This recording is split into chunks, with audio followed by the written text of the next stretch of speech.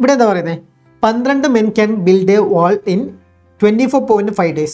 How many men would be able to build 5 such walls in 49 days? അപ്പോൾ ഇങ്ങനെ വന്നാൽ ഞാൻ ആദ്യം ഒരു ഇക്വേഷൻ പറഞ്ഞില്ലേ എന്താണ് d1 m1 h1 e1 by w1 equal to d2 h2 e2 അങ്ങനെയുള്ള ഇക്വേഷൻ ബൈ w2 എന്നൊക്കെ ആ ഇക്വേഷനാണ് നമ്മളിവിടെ യൂസ് ചെയ്യേണ്ടത്. ഇവിടെ എന്താ പറഞ്ഞിട്ടുള്ളത് 12 men എത്ര ദിവസം കൊണ്ട് കംപ്ലീറ്റ് ചെയ്യും അതായത് എത്ര ഡേയ്സ് കൊണ്ട് 24 ഡേയ്സ് കൊണ്ട് ഒരു വാളാണ് കംപ്ലീറ്റ് ചെയ്യുന്നത്.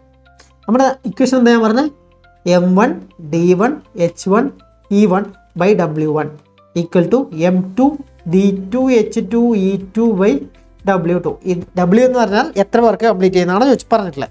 അപ്പോൾ ഇവിടെ എന്തൊക്കെയാണുള്ളത് നമ്മളിവിടെ തരാത്ത വാല്യൂ ആണെങ്കിൽ അത് യൂസ് ചെയ്യണ്ട. ഇവിടെ നമുക്ക് എഫിഷ്യൻസി തന്നിട്ടില്ലെങ്കിൽ അത് യൂസ് ചെയ്യണ്ട, ടൈം ഹവർ തന്നിട്ടില്ലെങ്കിൽ അത് യൂസ് ചെയ്യണ്ട, ബാക്കിയുള്ള വാല്യൂസ് നമുക്ക് യൂസ് ചെയ്യാം.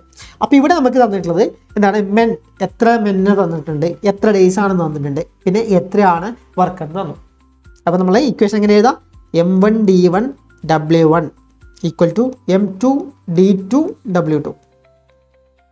ഓക്കെ, അത്രയാണ് നമുക്ക് തന്നിട്ടുള്ളത്. ഇനി ഇവിടുന്ന് നമുക്ക് നോക്കിയാൽ 12 മെന്നാണ്. അപ്പോൾ എമ്മിൻ്റെ പ്ലേസിൽ നമുക്ക് 12 മെന്നാണെന്ന് കൊടുക്കാം. ഓക്കെ, എത്ര ഡേയ്സ് കൊണ്ടാണ് കംപ്ലീറ്റ് ചെയ്യുന്നത് ഇൻറ്റു എത്ര ഡേയ്സ് ആണ് 24.5 ഡേയ്സ് കൊണ്ടാണ് കംപ്ലീറ്റ് ചെയ്യുന്നത്. എത്ര വർക്കാണ് കംപ്ലീറ്റ് ചെയ്യുന്നത് ഒരു വാളാണ് ബിൽഡ് ചെയ്യേണ്ടത്. അപ്പോൾ 1 equal to m2 how many മെന്ന് അറിയില്ല, അതിന് നമുക്ക് m2 എന്ന് തന്നെ വിളിക്കാം. എത്ര ഡേയ്സ് കൊണ്ടാണ് 49 ഡേയ്സ് കൊണ്ടാണ് കംപ്ലീറ്റ് ചെയ്യേണ്ടത്. എത്ര വർക്കാണ് കംപ്ലീറ്റ് ചെയ്യേണ്ടത് 5 വാളാണ് കംപ്ലീറ്റ് ചെയ്യേണ്ടത്. അപ്പോൾ 5 ആണ് കംപ്ലീറ്റ് ചെയ്യേണ്ടത്. ക്ലിയർ അല്ലേ?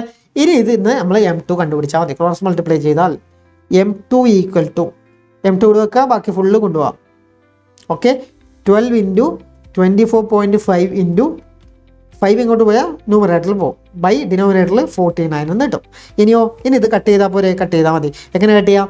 ഇതാ 24.5നെ ഇത് കട്ട് ചെയ്താൽ 2 എന്ന് കിട്ടും, 2ഉം ഇതും കട്ട് ചെയ്താൽ 6 എന്ന് കിട്ടും. സോ 30 മെന്നാണ് നമ്മുടെ ആൻസർ കിട്ടുക. ക്ലിയർ? ഓപ്ഷൻ ബി ആണ് കറക്റ്റ്. അപ്പോൾ ഈ ഇക്വേഷൻ ചെയ്താൽ സിമ്പിളായിട്ട് നമുക്ക് ആൻസർ കിട്ടും. ഇക്വേഷൻ പഠിച്ചു വെക്കുക. ഡിനോമിനേറ്ററിൽ എന്താ വരുന്നത് വർക്കാണ് വരുന്നത്, ബാക്കിയെല്ലാം ന്യൂമറേറ്ററിലാണ് വരുന്നത്.